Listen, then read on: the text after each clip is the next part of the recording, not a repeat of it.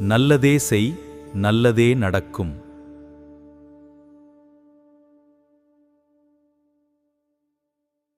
என்ன வேலை? அதிமுகன்ற கட்சி எதுக்கு துவங்கப்பட்டதுன்னா திமுக எதிர்ப்புக்காக துவங்கப்பட்ட கட்சி.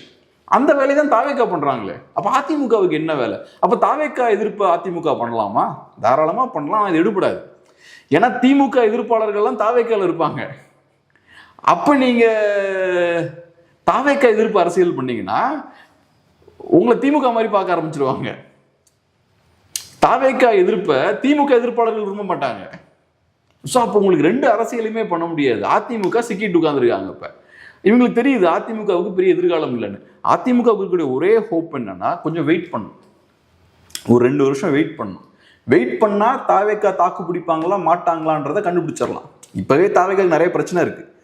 கொஞ்சம் டைம் கொடுத்தாச்சுன்னா தாவேக்கா இப்ப பண்ணிட்டு இருக்கக்கூடிய வேலைகள் இருக்குல்ல, இதுல நிறைய மக்கள் கடுப்பாகி திரும்ப அதிமுகவுக்கு போறதுக்கு வாய்ப்பு இருக்கு. ஆனா அதுக்கு நீங்க 1-2 வருஷம் வெயிட் பண்ணணும். இவங்களுக்கு அந்த பொறுமை இல்லை.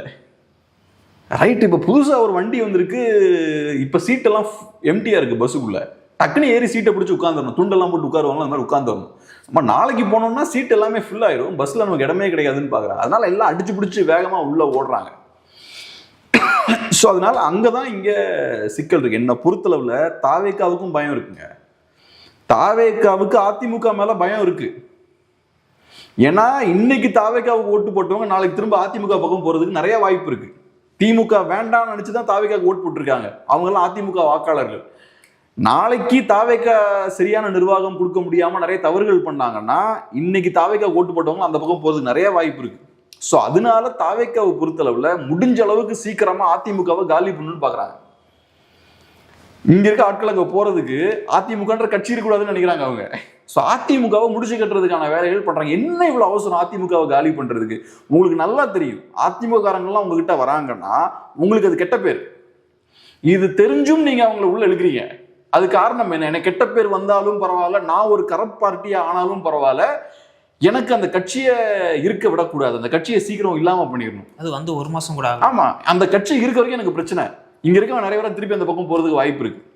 நாளைக்கு அதிருப்தி பிரச்சனை, அதிருப்தி நிறைய ஆகும் போது, மக்களுக்கு எதிரான அந்த கோபம் தாவேக்காவுக்கு எதிராக திரும்பும் போது திரும்ப அதிமுக தான் போவாங்க. அவங்க திமுகவுக்கு போக மாட்டாங்க. அதுக்கு அந்த இடத்துல அதிமுக இருக்கக்கூடாதுன்னு பாக்குறாங்க. ஸோ அதனால தாவேக்காவுக்கு கண்டிப்பா அந்த ஒரு பயம் இருக்கு. அதனால எப்பாடுபட்டாவது அதிமுகவை காலி பண்ணணும்னு பாக்குறாங்க. திமுகவை பலவீனப்படுத்தணும்னு நினைக்கிறாங்க, அதிமுகவை இல்லாமல் பண்ணணும்னு நினைக்கிறாங்க. அடுத்ததாக பார்த்தீங்கன்னா 5 சட்டமன்ற தொகுதிகளுக்கு வந்து தேர்தல் அறிவிக்கப்படும் அப்படின்னு எதிர்பார்க்கப்படுது. இப்போ காலியானதாக அறிவிச்சிருக்காங்க. தேர்தல் பணிகளை வந்து செய்யணும் அப்படின்னு சொல்லிட்டு மாநில தேர்தல் ஆணையம் வந்து சொல்லியிருக்காங்க.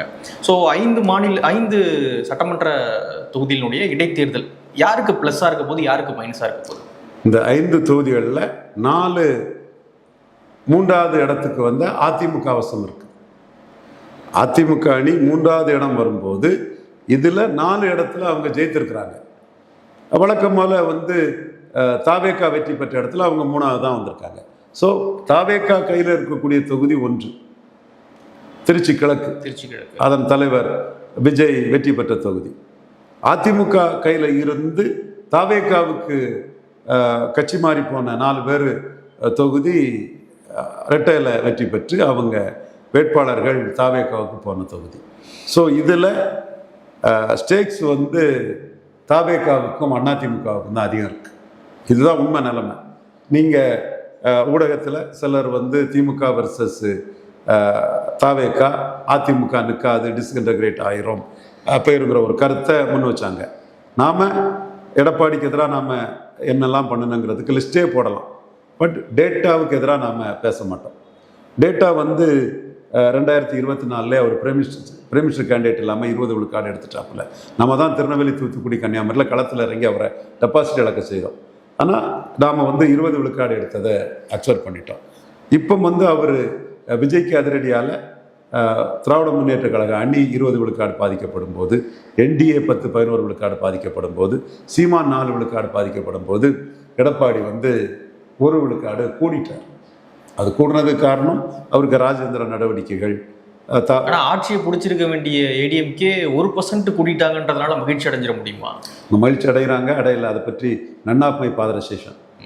அவங்க விஜய்னு தாக்குதலால் எடப்பாடி பாதிக்கப்படலை, மக்களவை தேர்தல் பொசிஷன்ல இருந்து அவர் பாதிக்கப்படலைங்கிறது இட் இஸ் எ ஃபேக்ட். அதைத்தான் நான் பதிவு பண்ணுறேன். இல்லை சார், பாதிக்கப்படலாம் கட்சியிலேருந்து முக்கியமான தலைவர்கள்லாம் வெளியேறிட்டு இருக்காங்க. பாதிக்கப்படலை அப்படின்றது எந்த அடிப்படையில்? அது 1% ஓகேனா ஏறிடுச்சுன்னா ஓகே ஆயிடுமா? நான் அவர் பெரிய அளவில் பாதிக்கப்படுவார்னு நினச்சேன். வண்ணார் நாவிதர் குயவர் போயர் ஒட்டர் வேட்டுவ கவுண்டர் ஊராளி கவுண்டர் தொட்டிய நாயக்கர் மருத்துவர் மங்களா முக்குவர் பரதவர் பதவராஜகுலன் மீனவர் ஆண்டி பண்டாரம் ஜங்கம் போன்ற சமூகங்களுக்கு அவர் அரசு செய்த அநீதியை நான் ஹைலைட் பண்ணினேன். விஜய் கூட செங்கோட்டையனும் சத்யபாமாவும் லோகேஷும் தூசி மோகனும் விஎஸ் பாபுவும் ஆர்எஸ் முருகனும் ரெட்டியார்பட்டி நாராயணனும் பலரும் சேர்ந்து போகும்போது நான் அதை ஹைலைட் பண்ணி எம்ஜிஆர் ஜெயலலிதா பேரை சொல்லி அவரோட செல்வாக்கு குறைப்பார் விஜய்னு சொன்னேன். அதை தாண்டி அண்ணாமலை பிரச்சாரம் பண்ணும்போது அண்ணாமலைக்கு எதிர்காலம் நல்லா இருக்கணும்னா எடப்பாடி வீழ்ந்தாதான் எதிர்காலம் நல்லா இருக்கும்னு சொன்னேன். தேமுதிக கூட்டணி அவர் கூட டெல்லியில் இருக்கக்கூடிய மிக முக்கிய பொறுப்பில் இருக்கவங்களாம் முயற்சி பண்ணும்போது அதை மீறி முறியடிக்கப்பட்டது. ஓபிஎஸ் இவரை விட்டால் வேறு வழி இல்லை, மீண்டும் இவர் கூட தான் சேரணும்னு சொல்லும்போது அவர் திராவிட முன்னேற்ற கழகத்தில் சேர்ந்தார். ஸோ அவர் எம்எல்ஏ ஆகிட்டார். இன்றைக்கி அவருக்கு ஒரு there is no last page in political calendar. ஓபிஎஸ்க்கு லாஸ்ட் பேஜில் அவருக்கு அரசியல் ஓடும். ஸோ இவ்வளவு இதையும் அவருக்கு எதிராக நம்ம டிக்ளேர் பண்ணி செய்த வேணாம். நான் சொல்கிறேன், அவர் விஜயால் திமுக அணி பாதிக்கப்பட்டது மாதிரியோ என்டிஏ பாதிக்கப்பட்ட மாதிரியோ சீமான் பாதிக்கப்பட்ட மாதிரியோ அவர் பாதிக்கப்படலைங்கிறது தேர்தல் முடிவில் உள்ள காலை ஸ்பேடுங்கிற மாதிரி கைம்புண்ணுக்கு கண்ணாடி தேவையில்லைங்கிற மாதிரி முழுக்க அது உண்மை. ஒரு வேளையில் பாதிக்கப்பட்டிருக்கலாம் செங்கோட்டையனால், இன்னொரு இடத்துலேருந்து அதை அவர் காம்பன்சேட் பண்ணிக்கலாம். ஆன் த ஹோல் அவர் மக்களவையில் 20 எடுத்தவர் சட்டமன்றத்தில் 21 போயிட்டார். 3வது இடத்துல அவர் இன்னைக்கு அரசியல் களத்துக்குள்ள ஒரு சக்தியாக இருக்கிறாருங்கிறதான் உண்மை. ரிசல்ட் வந்த பிறகு பார்க்கணும்ல, ரிசல்ட் ஓகே 1% ஏறிட்டாரு. ஆனால் அதன் பிறகு தொடர்ச்சியாக கடம்பூர் ராஜிலிருந்து தொடர்ச்சியாக பெரிய பெரிய தலைவர்கள்லாம் வெளியேறிட்டு இருக்காங்க. இந்த சூழலில் அவங்க இந்த இடைத்தேர்தலை எப்படி சமாளிக்க போகிறாங்க? இடைத்தேர்தல் சமாளிக்கிறதே இந்த 4 பேர் இவரை விட்டு போனதுனால தான் 4 தொகுதிக்கு இடைத்தேர்தல் வருது. திருச்சி மட்டும் இடைத்தேர்தல் வந்திருந்தால் அவர் மாட்டியிருப்பார். திமுக வர்சஸ் தாவேகா தான். திமுக ஒரு வேளையில் ஜெயித்திருக்கலாம், ஸ்டாலினே கேண்டிடேட்டாக நின்று ஒரு பவர்ஃபுல் கேண்டிடேட்டாக நின்று ஜெயித்திருக்கலாம், அந்த ஒரு தொகுதி மட்டும்னா. இப்போ திமுக நிலைப்பாடு சிக்கலாகுது. திமுகவையும் தாவேகாவையும் அதிமுக தோற்கடித்த 4 தொகுதியையும் திமுக சேலஞ்ச் பண்ண வேண்டியது இருக்கு. தாவேகா திமுகவை தோற்கடித்த தொகுதியும் சேலஞ்ச் பண்ண வேண்டியது இருக்கு. ஸோ இது ஃபைனல் ரிசல்ட் அல்ல, ஒரு இடைத்தேர்தல் தான். ஆனால் இந்த இடைத்தேர்தலுங்கிறது அதிமுகவுக்கு சாதகமான 4 தொகுதியும் சேர்ந்து வருவது அதிமுகவுக்கு ஒரு அட்வான்டேஜ். நிச்சயமாக இதில் தாவேகா விஜய்க்கு பிரச்சார வலிமை, விஜய்க்கு ஸ்ட்ரென்த்து ஒன்றும் தெரியாமலே 35 சொல்லும்போது அவங்களோட மாநில அளவிலான அவங்க நிர்வாகிகளோட பலன், அவங்களோட உழைப்பு, அதெல்லாம் ஆளுங்கட்சிக்கு ஒரு அட்வான்டேஜாக பொசிஷனாக தான் இருக்கும். அது ஏற்கனவே எடுத்ததை விட சில விழுக்காடு அதிகம் ஒரு ஆளுங்கட்சியால் எடுக்க முடியும். மேலும் விஜய் கூட Congress சேர்ந்திருக்காங்க, CPM சேர்ந்திருக்காங்க, CBI சேர்ந்திருக்கிறாங்க, Visika சேர்ந்திருக்காங்க, Indian union முஸ்லீம் சேர்ந்திருக்கிறாங்க. ஓரளவு சமூக வாக்குகள் கொண்ட ஒரு 5-6 கட்சி வேறு சேர்ந்திருக்காங்க. மதிமுக விஜய்க்கு ஆதரவான ஒரு சூழ்நிலை இருக்குது. ஸோ விஜய் தேர்தலுக்கு முந்தைய நிலைமையிலிருந்து தாவேகா ஆளுங்கட்சி அதிகாரம் கம்ஃபர்டபுள் பொசிஷனில் தான் இருக்குது. ஆனால் அதிமுக எம்ஜிஆர் ஜெயலலிதா ரெட்டலைங்கிற ஒரு சென்டிமெண்ட்டை உருவாக்கிக்கிட்டு எஸ்கி சுப்பையா முடிவுக்கு எதிராட்டு எஸ்கி சுப்பையா பேரை பட்ட பகலில் அழிக்கிறாங்க. மரதன் குமாரவேலுக்கு எதிராக போராடுறாங்க. இவர் சத்யபாமாவுக்கு எதிராக அருந்ததிர சகோதரி ராசிபுரத்தில் வெற்றி பெற்ற அந்த சகோதரிக்கு எதிராக போராடுறாங்க. ஜெயக்குமார் நல்ல கேண்டிடேட்டின் பேர் எடுத்தவர், அவருக்கு எதிராக பெருந்துறையில் போராட்டம் இருக்குது.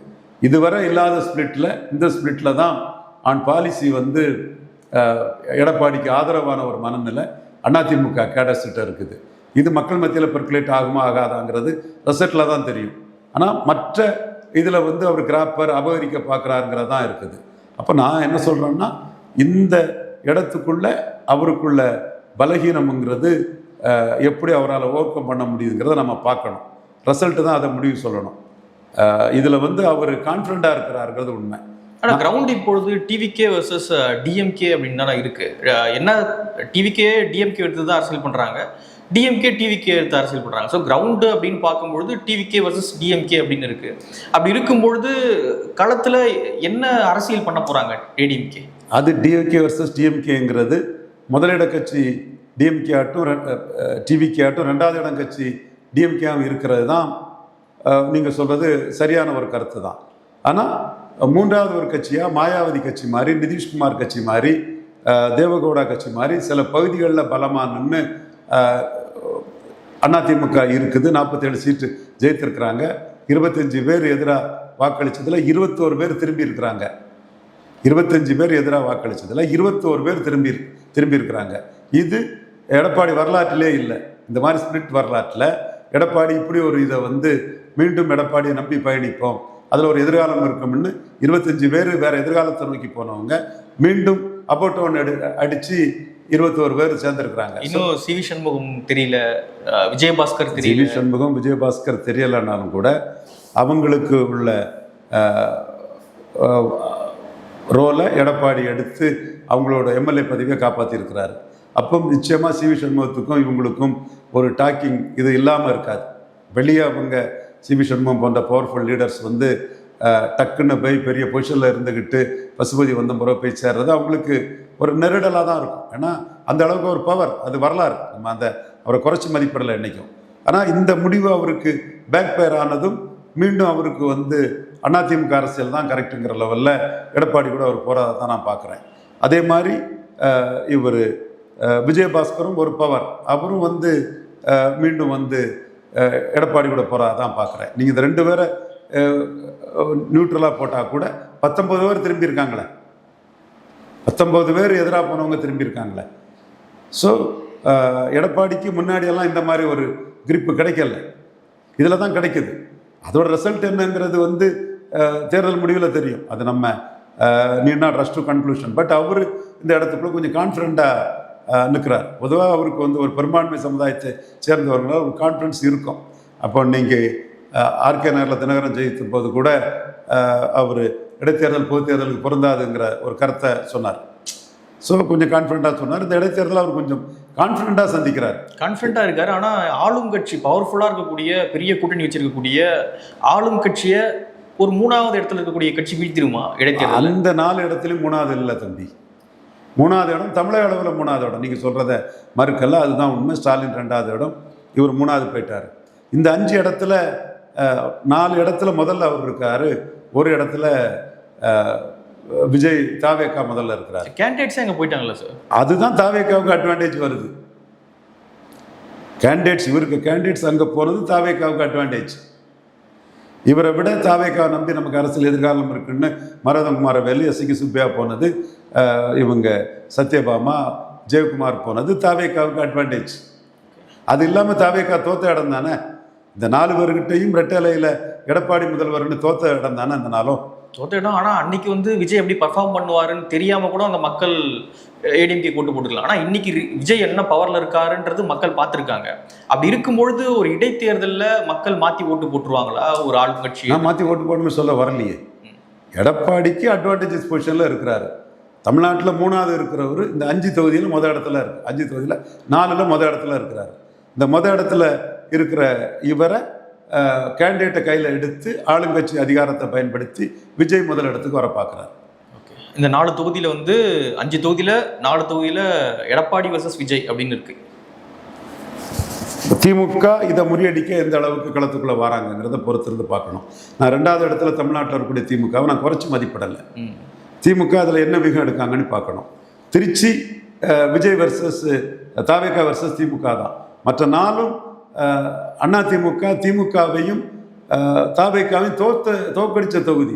3வது இட கட்சி இந்த 4 இடத்துலையும் முதல் இடத்துல வந்திருக்காங்க. ஸோ இதெல்லாம் நம்ம கொஞ்சம் மைக்ரோவாக அனலைஸ் பண்ணி பார்த்து தான் என் கருத்தை சொல்கிறேன். இப்போ இந்த இடம் வந்து டிஎம்கேக்கு வந்து ஒரு டிஸ்அட்வான்டேஜஸ் பொசிஷன். இந்த 4 தொகுதியும் டிஎம்கேக்கு டிஸ்அட்வான்டேஜஸ் பொசிஷன் தான். அது அவங்க அட்வான்டேஜஸ் என்ன வரலான்னா, காங்கிரஸை போட்டனால தான் நாங்கள் அம்பாசமுத்திரத்தில் தோற்றோம், நாங்கள் வேறு கேண்டிடேட் போட்டால் நாங்கள் ஜெயித்துறோம்னு கண்ணப்பன், அனிதா ராதாகிருஷ்ணன், ஆஸ்டின் இவங்க பொறுப்படுத்தி நாங்கள் திராவிட முன்னேற்றங்களை அங்கே ஜெயித்து காட்டுங்கிற அந்த முடிவுக்கு அங்கே போகலாம். பட்டு எடப்பாடி இங்கே ரெட்டேலை தொகுதி, இது ரெட்டேலைக்கு தான் வெற்றின்னு சௌந்தரராஜன் முன்னாள் எம்பி அவர் அங்கே களத்துக்குள்ளே நிற்கிறாரு. இவர் தச்சை கணேசராஜா மாவட்ட செயலாளர். ஸோ உங்களுக்கு இந்த 4 தொகுதிக்கு பதிலாக திருச்சி மாறிப்பட்ட தொகுதிக்குள்ளே வந்துச்சுன்னா எடப்பாடி ரொம்ப சிக்கியிருப்பார்.